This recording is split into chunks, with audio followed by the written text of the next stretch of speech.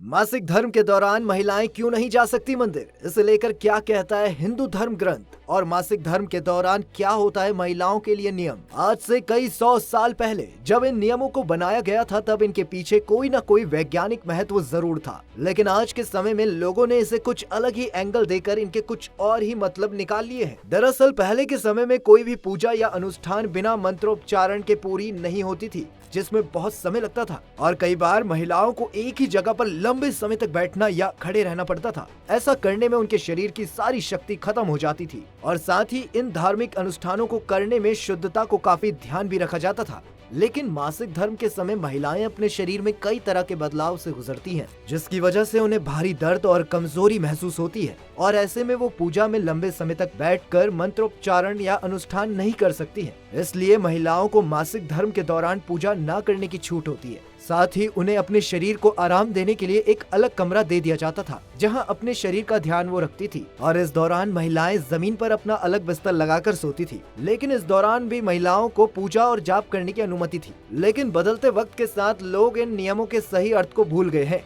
और अपने अनुसार इन नियमों की व्याख्या कर दे रहे हैं, जिसके मुताबिक एक महिला अपने मासिक धर्म के समय इसलिए मंदिर में नहीं जा सकती क्योंकि वो तब अशुद्ध और अपवित्र होती है। आज के समय में ऐसा माना जाता है कि जब एक महिला अपने मासिक धर्म से गुजर रही होती है तब निरंतर उसके अंदर से रक्त का प्रवाह होता है। ऐसा कहा जाता है कि शरीर से निकलने वाला ये रक्त अपवित्र होता है। इस कारण महिलाओं को भी मासिक धर्म के दौरान अपवित्र माना जाता है और अगर ऐसे में कोई महिला मंदिर में प्रवेश कर जाती है तो मंदिर भी अपवित्र हो जाएगा, जिसे गंगा जल से शुद्ध करना पड़ता है। इसके अलावा महाभारत में भी मासिक धर्म से जुड़े नियमों का वर्णन द्यूत क्रीड़ा के अध्याय में पढ़ने को मिलता है, जिसके अनुसार जब हस्तिनापुर में युधिष्ठिर अपना राजपाट दुर्योधन के समक्ष हार गए थे तब युधिष्ठिर अंतिम दांव के लिए अपनी पत्नी द्रौपदी को ही जुए में लगा देते हैं, लेकिन उन्हें वहां हार का सामना करना पड़ता है। जिसके बाद दुर्योधन के आदेश पर दुशासन द्रौपदी को सभा में लाने के लिए उसके कक्ष में जाता है, लेकिन उसे द्रौपदी वहां नहीं मिलती क्योंकि कहा जाता है कि उस समय द्रौपदी अपने मासिक धर्म में थी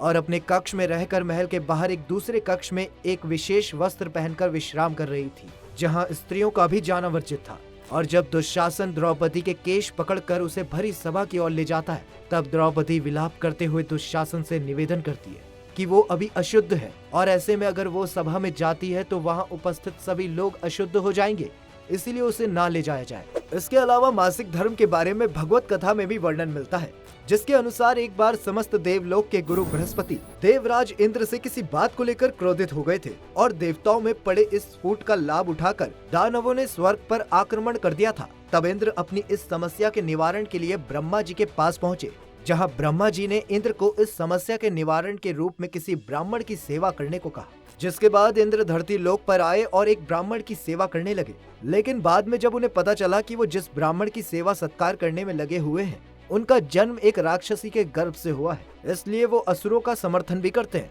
ये जानकर इंद्र को बहुत क्रोध आया और इंद्र ने उस ब्राह्मण की हत्या कर दी। लेकिन इंद्र ये भूल गए थे कि इस सेवा भाव में वो उस ब्राह्मण के शिष्य बन चुके थे और शास्त्रों के अनुसार गुरु की हत्या करना एक घोर पाप होता है, जिसके निवारण के लिए इंद्र जल, पेड़, धरती और स्त्री के पास जाते हैं और अपने पाप के निवारण के लिए इनसे सहायता मांगते हैं और अपने पाप को रखने के लिए कहते हैं। सभी इसके लिए तैयार भी हो जाते हैं, लेकिन इसके बदले कुछ वरदान की भी इच्छा इंद्र के सामने वो प्रकट करते हैं। जिसके बाद इंद्र ने जल को वरदान दिया कि वो किसी भी अवस्था में सदैव पवित्र ही रहेगा। इसी तरह पेड़ को गिरने के बाद पुनः खड़े होने का वरदान मिला। धरती को वरदान मिला कि वो किसी भी तरह की चोट को सहन कर सकती है और अंत में स्त्री को वरदान मिला कि उसे काम का सबसे अधिक आनंद प्राप्त होगा, इसीलिए स्त्रियों को काम क्रिया में सबसे ज्यादा आनंद प्राप्त होता है। इसके बाद सभी को वरदान के बदले श्राप के रूप में पाप भी मिला, जिस वजह से पानी के ऊपर झाग को अपवित्र माना जाता है। पेड़ कभी झुक नहीं पाते और हरी भरी होने के बाद भी धरती कई जगह बंजर रह जाती है